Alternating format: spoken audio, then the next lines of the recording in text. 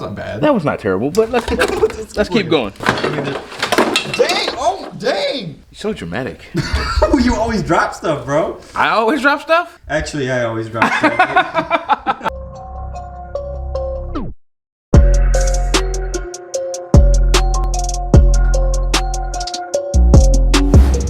What's going on, whip getters? Welcome back to a new video. It's kind of an odd video today. We're actually outside. It's nighttime. You can see our breath was a little cold out here. Today we actually have something different for you guys. Something out of the ordinary. So we got a special treat for y'all. We found something sitting in a place. We're gonna go investigate right now. We're actually gonna head to the property. We have not been in this garage yet. It's gonna be interesting. We don't know what's in there. Let's go find out. I'll see you guys there. All right, guys, we're back. So, a story on this old car. Why'd you say it like that? Because it's me. It's a really cool old school that I think you guys are gonna love seeing it redone. So check out this 1970 Firebird. This car was originally a 6-cylinder. Now I'm pretty sure it has a 350 in it, but we're gonna check some engine identification numbers, so transmission identification numbers, and also the rear end identification numbers to let us know exactly what we have to work with. I mean, there's stuff everywhere. Hey, you can tell she's been sitting out for a little bit, but I think this is very promising. I think it's in pretty good shape. I mean, the motor actually looks entirely here. You still get everything plugged in. The only thing I don't like about this motor that I see right now, something that's driving horsepower. See this right here? I do see that. All right, that right there is an old 2-barrel carburetor, which means no horsepower. Probably got 345 pound-feet of torque and 140 horsepower. You know what? But if it's a 350, we could throw a set of Vortec heads on it. We could throw a nice intake manifold on it with some Vortec heads. Nice 750, carburetor with a 550, 600 lift cam with some nice rock arms, valve spring retainers. She'll come to life with some long tube headers and a little tuning. I think we got something definitely to work with. It's time to clean out this garage, see what we got, see what parts we got laying around. What we got here? Oh, I almost tripped over a lawnmower. Oh, that lawnmower doesn't look, he don't look okay. Dude, this trunk is like really small. Yeah, back in the day, man, I mean, you literally, it's the size of the gas tank that fits underneath this. Apparently there was rotten underneath. Somebody decided to cut it out and get it to a good point again. So I just wanted to see what we got right now. I can take to my welding buddies and have them work some magic on it. I can't. There's so much trash in here. You know what I'm saying, bro? Dude, it's insane.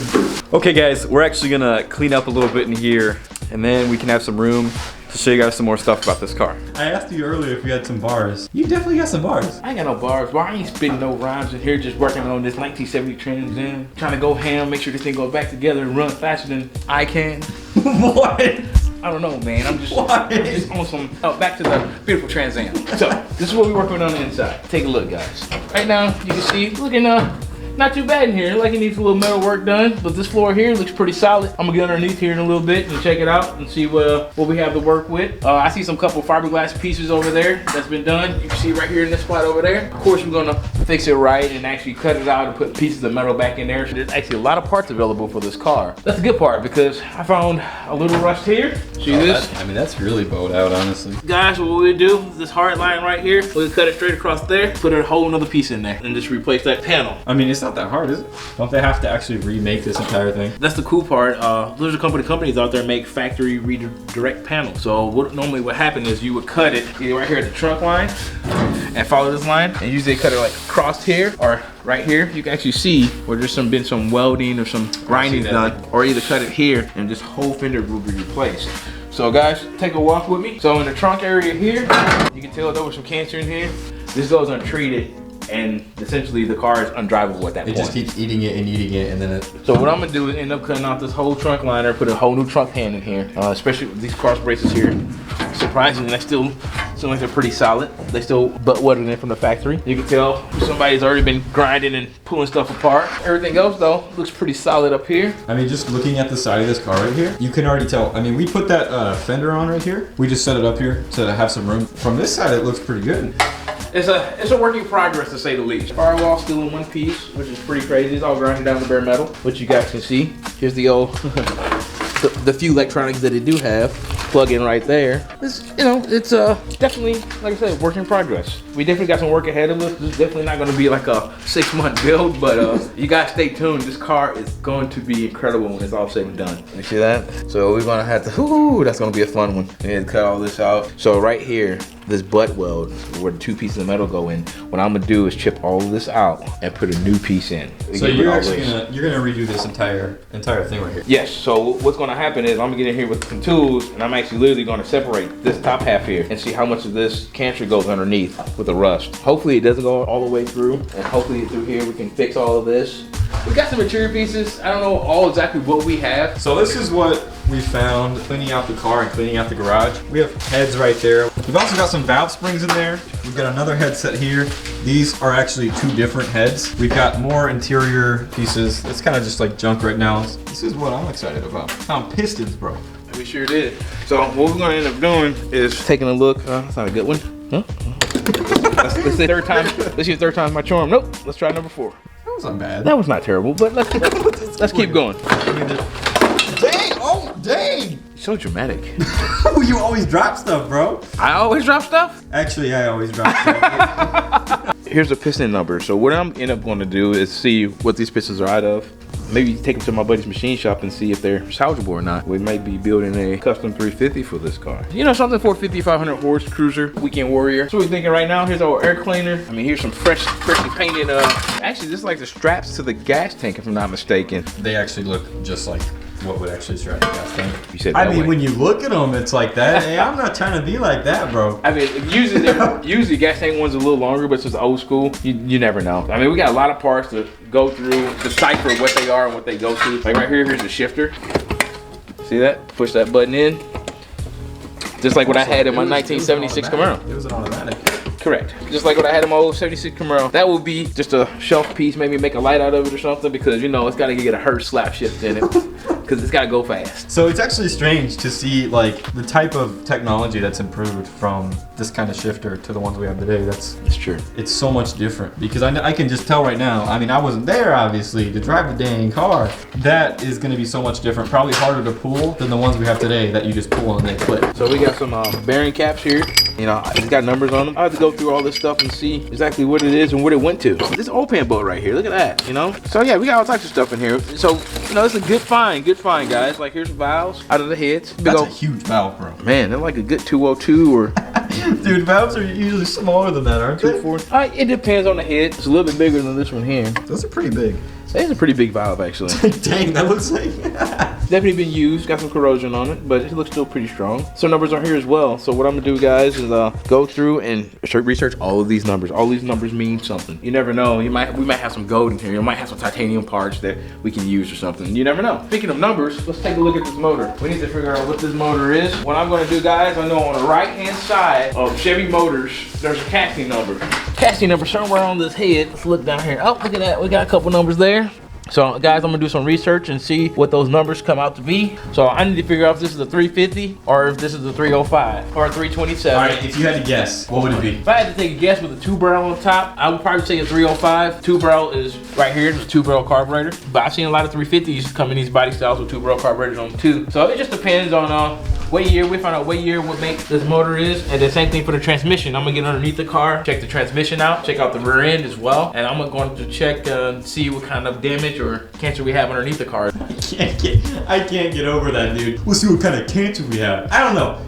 Bro, this is car. This is, you know, we just gotta get you a little more on hand with some of the things going on. Is that a roast? I don't think you want to start a roast battle, bro. Okay. You want to? Let's do it. Let's do it. Okay. You go first. So I got some questions for you, bro. Okay. Stand outside the car. So right now, guys, I'm gonna test this motor knowledge. Motor knowledge? Motor knowledge. So I'm gonna start pointing parts out on the car, and I want you to tell me what they are. Pointing parts. All right, come on. Let's do it right now. Okay, what's this? What's that? That's alternator. What is this? That's the distributor. Close. It is a distributor. But what makes this one different? Makes it different? I don't know. I actually don't know about that one. This is a standard General Motors HEI distributor. So the coil was made on top of this. This wasn't native to this body style car. Okay, 1970 ran Points distributor. Like I said, let's keep going with this knowledge, folks. Let's keep going with this knowledge. I'm getting attacked. So, you guys see this? I'm getting attacked right now. No. You were talking about my words that I'm using. I'm actually talking car knowledge. So what's this? That's the front grille. It looks like a basket, bro. It does. Until you flip it around and you go, oh, It's a big girl. What? What's this? What's that? Yes. Has something to do with the brakes. It's a brake booster. Brake booster, that's what it's called. Hey, I got that from Car Mechanic Simulator. Brake booster? Yeah. I've been doing my work, bro. So Tyler, what's this? Power steering? Or no, these didn't have power steering, did they? You were right the first time. Oh, I was? Yes, power steering. They had power steering in 70s, bro? Oh yeah, for sure, bro. What? So I mean, I just like I said, I'm just test car knowledge a little bit. I mean, I've never seen this motor before, so I'm actually trying. I'm trying my best, you know? Oh, I know you are. I just gotta mess with you a little bit. I mean, come on now. You know, you can't just be simple. When I said roast battle, I didn't think he was gonna test me on knowledge for cars and stuff. I thought he was gonna roast me. No. I want a roast battle, bro. You want to roast? Yes. Since you want to roast me, Okay. let's go. Let's hear this stuff. Okay. Boy, if you don't get your ashy Larry. That's what you said last video, though. See, okay, so it's not even original. What do you mean? And if you don't get your Jimmy Neutron looking. Oh my god! Dang, that one hurt a little bit. Okay. And if you don't get your Mike Wazowski, what? What are you talking about? Man, you built like Gumby, bro. Dang, I've actually had that said to me before. Let's say no. Man, if you don't get your straight body built like Barney and ass out of here. Oh, that's that Barney. oh, Spectre Gadget looking at it. What? So back to the car. So what we're gonna do right now, take like a 2-second intermission, and I'm going to get underneath it. Let's see what we got. Under here, we do have some cancer, unfortunately. So Is it all the way through though? his fiberglass is right here, bro. Oh, I see that. You see that? This floor panel here needs to be cut out, the 4 square. We'll take that part out, and then also up here, if you look right where you're at, same thing. There's been some welding and stuff going on. What we're gonna do is try to drop this front K member. No, it wouldn't be K member, but kind of sorta. Part of the chassis? It's part of the chassis, but we can take this off. It's a unibody car, so this car goes from frame up front, then body, then back to frame in the rear, which comes out right here, and that's where the rear end and everything else bolts onto. Right. So far, just looking right here, we got this spot and this spot up here that need to be cut out for sure. Other than that, though, it's not looking too bad. We're gonna get under here and I'm gonna see what transmission and stuff is going on, and I'll be back with you guys. Dude, what is that? The glow thing. Hey, well, no, dude, we could have used that. For what? What do you mean for what? That was cool. What? Are we working on a car or are we playing with little glow stick toys? Go stick toys. What did we just figure out, dude? So just from researching the intake manifold, this says this engine is out of a 1970 Pontiac Catalina 400 cubic inch small block 2-barrel intake manifold is what that is. Bro, Guys, that is a good find because Bro. this motor here could make some horsepower. let's go, and it's already in the car, bro. Well, of course it's gotta come out and get refreshed and all that good stuff, but still, we have it. It's right there. it's time to look for some go fast parts for this motor now. Go fast. Yeah, that's great to hear, great to see. So at this point, guys, I think that's gonna be it for tonight as we do some more research. Honestly, I'm thinking that this is first for me. It's really fun. You gotta roast me here and there, but it's okay. It's all fun and love, right?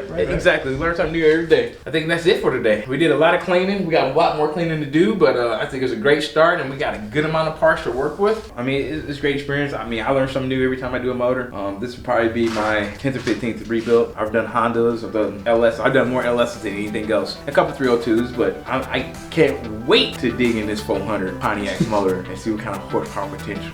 So on that note, Whip Getters, we out.